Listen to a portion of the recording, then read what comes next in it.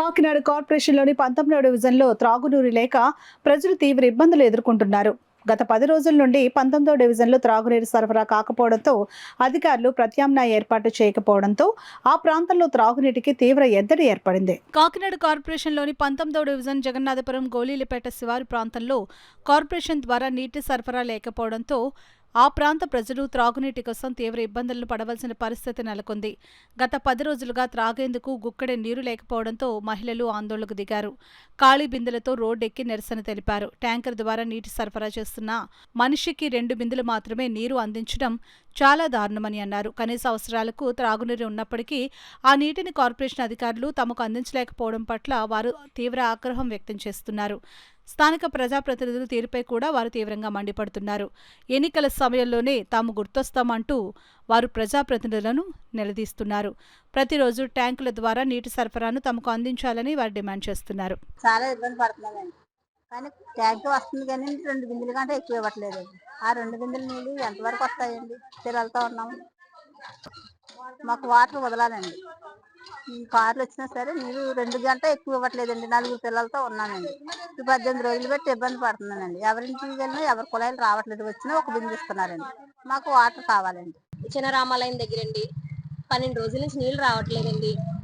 ప్రభుత్వం ఏదైనా ప్రజలకు మంచి చేయడానికే వచ్చిందండి, కాదనట్లేదు. కానీ నీళ్లు ఎలా సార్? మాకు తాగడానికి నీళ్లు లేవు అసలు. ఒక ట్యాంక్ వస్తే ఒక వీధికి ఇవ్వట్లేదండి. ఒక ట్యాంక్ వచ్చి మొత్తం 3-4 వీధులకి 2 బిందులు ఇస్తున్నారండి. అవి కూడా మొహాలు చూసి ఇస్తున్నారండి. అది కరెక్ట్? ఆ 2 బిందులే ఇస్తున్నారండి. అవి కూడా మొహాలు చూసి, ఒక బిందు కూడా ఇవ్వలేదండి. ఇన్ని రోజుల్లో మేము ట్యాంక్ లో ఒక వాటర్ చుక్క పట్టుకోలేదండి. బయట నుంచి కొనుక్కుంటున్నామండి నీళ్లు. జనాలు అందరూ కటకట్లు ఆడిపోయి చచ్చిపోతారండి. చిన్న పెద్ద నీళ్ళు చుక్కలు లేపట్లేదు. అది పద్ధతి అసలు చెప్పండి. చచ్చిపోతాం మేము ఓట్లు కాదు, ముందుకు వచ్చేసి నాకు ఓట్లు వచ్చండి, మేము అందరూ నిలబడిపోతాము, మేము అందరూ చేసేస్తాము. నిద్రలు ఉండలేదు. ఆ నీళ్ళు చుక్కలు అన్నం లేకపోతే ఆ నీళ్ళు చుక్కలనే ఉండాలి కదండి. మాకు అన్నం లేకపోతే ఆ నీళ్ళని తాగాలి కదా. ఆ నీళ్ళు తాగే బతకాలి కదా. తిండి వండుకున్నాక నీళ్ళు ఉండాలి. తాగడం నీళ్ళు చుక్కలు లేకపోతే ఏమైపోతారు జనాలు. పైగా 2 బిందెలు వస్తాము, పట్టుకుంటే మానేయండి. లేకపోతే 1వ తరగతి దాకా నీళ్ళు రావు. చెరువు ఎండిపోయిందంట. మరి చెరువు ఎండిపోతే మమ్మల్ని చచ్చిపోమంటారా?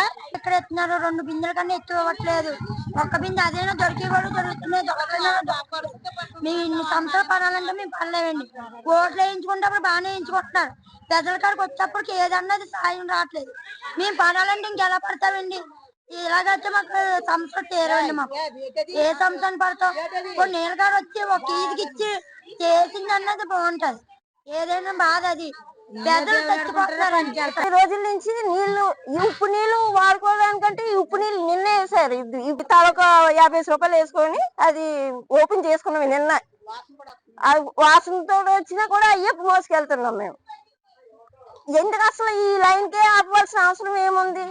మేము ఎంత ఇబ్బందితో ఉన్నామంటే అసలు మాటలో చెప్పలేము. మేము తాగడానికి కూడా కొని తెచ్చుకోవాలంటే ఒక బాటిల్ 20 రూపాయలు. ఇప్పుడు ట్యాంక్ డబ్బా కొనాలంటే 100 రూపాయలు ఎత్తు కొనాలంటే చాలా ఇబ్బంది. మేము కూలోళ్ళం, జీతగాళ్ళం కాదు. మాకు నీళ్లు వాటర్ వదలాలి మా లైన్ కి.